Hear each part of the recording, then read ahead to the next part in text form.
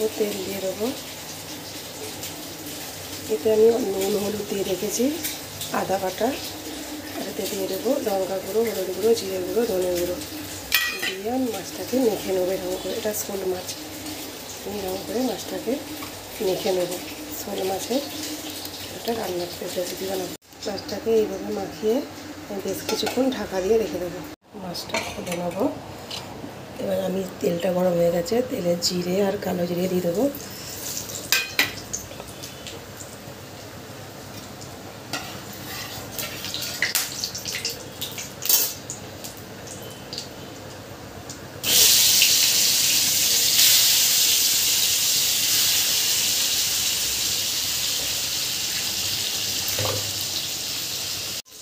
মাছটাকে এইভাবে আস্তে আস্তে ভেজে নেবো। আধ ভাজা হয়ে গেছে। মাছটা এরকম আধ ভাজা হয়ে গেছে, আমি টমেটোগুলো দিয়ে দেবো।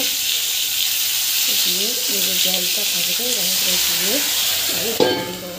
মাছটা রেডি হয়ে গেছে, আমি এর উপর দিয়ে ধনে পাতা ছড়িয়ে দেবো। ব্যাস।